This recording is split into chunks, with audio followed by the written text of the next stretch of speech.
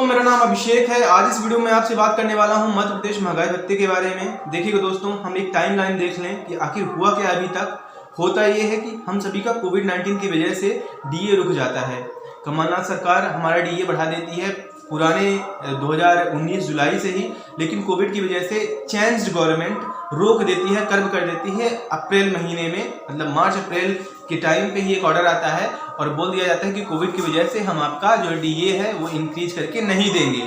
उसके साथ ही साथ जो इंक्रीमेंट्स हैं वो भी रुक जाते हैं। जुलाई 2021 में सेंट्रल गवर्नमेंट महंगाई भत्ता बढ़ा देती है उनके गवर्नमेंट एम्प्लॉयज़ का, साथ ही साथ और भी पक्ष देती है। तो मध्य प्रदेश गवर्नमेंट भी कुछ टाइम बाद ही जो प्रोटेस्ट होता है उसके बाद इंक्रीमेंट्स दे दिया करती है, जो रोक रखी थी उसे रिलीज कर देती है और साथ ही साथ महंगाई भत्ता 8% बढ़ाती है। लेकिन फिर भी हम पीछे रहते हैं। कितना? 8% सेंट्रल गवर्नमेंट से उस टाइम उनका 28% हो जाता है। और देन दिवाली टाइम पे ही सेंट्रल गवर्नमेंट अगेन बढ़ा देती है 3%, जो कि जनवरी से लेकर जून 2021 तक के लिए था। तो उनका 31% हो जाता है और हम 20% में अटके रहते हैं। जब अक्टूबर में ये ऑर्डर आया था महंगाई भत्ते का, तो अधिकारी कर्मचारी संयुक्त मोर्चा, ये कोई एक व्यक्ति विशेष नहीं है बल्कि ये जितने भी गवर्नमेंट एम्प्लॉयज़ हैं उन सभी का यूनियन है।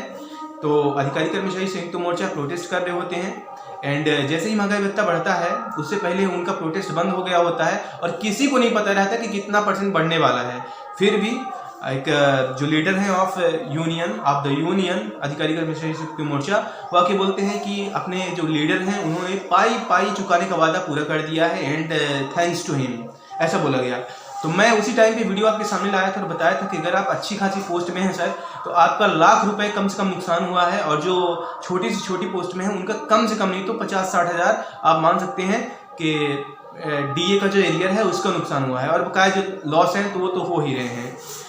आज फिलहाल होता क्या है देखिएगा, अक्टूबर में अधिकारी कर्मचारी संयुक्त मोर्चा, जो कि जितने भी प्रोटेस्ट वगैरह सभी को लेट कर रही होती है, 1 महीने का टाइम आगे बढ़ाती है कि हम प्रोटेस्ट अगले महीने करेंगे जो चुनाव है उसके बाद, एंड थोड़ी रिलैक्स मोड पे आ जाती है।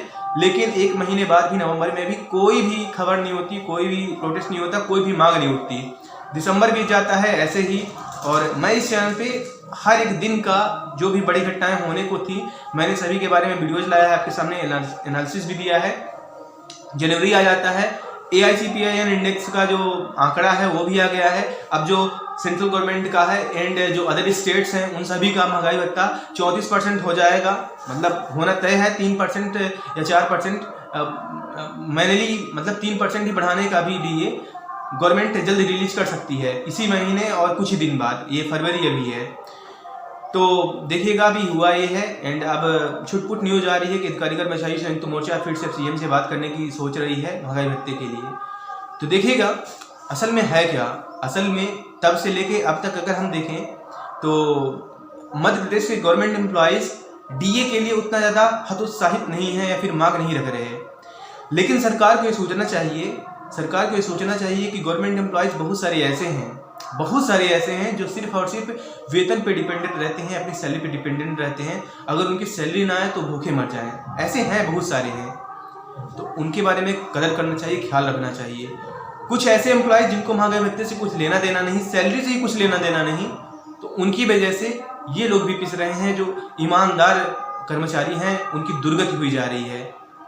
तो इसीलिए जो हमें रिप्रेजेंट करते हैं, हमारा जो यूनियन है, इस बात को वो भी ध्यान रखें कि आपकी खामोशी या फिर आपका ये ना बोलना कि कितना दर्द सह रहे हैं government employees of Madhya Pradesh, और महंगाई दिन ब दिन बढ़ती जा रही है, हर एक चीज़ की कीमत बढ़ गई है।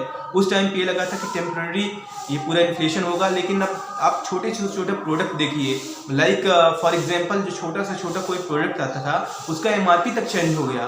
मतलब अगर दुकानदार रिटेलर कुछ ज़्यादा कीमत पर बेच दे वो सामान और बाद में कम कर दे तो इंसान मान लेता है, लेकिन उसकी MRP ही बढ़ गई, सब कुछ बढ़ गया।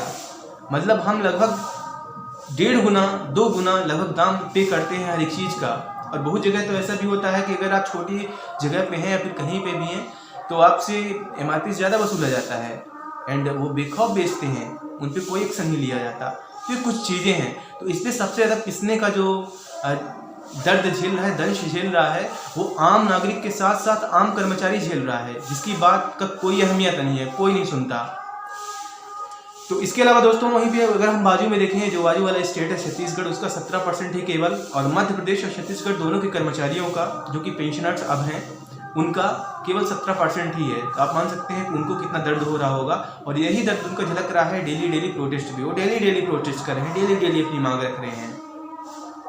तो फिलहाल के लिए अभी यही अपडेट है कि अब सेंट्रल गवर्नमेंट का एंड एज वेल एज जो अदर स्टेट्स हैं, जितने भी स्टेट्स हैं, राजस्थान, यूपी, पंजाब, इन सभी का अब डीएनएस अलाउंसेस फिर से बढ़ जाएगा, इक्वल टू ये सेंट्रल ऑलरेडी कर देते हैं स्टेट्स, एंड 34% हो जाएगा महागा भत्ता central government as well as. वो एरियर के बारे में भी न्यूज़ चल रही है कि मतलब अब एरियर भी उनको दिया जाएगा जो सेंट्रल गवर्नमेंट एम्प्लॉयज़ हैं, एंड एज वेल एज जो अदर स्टेट्स हैं उनका भी पेंडिंग दिए।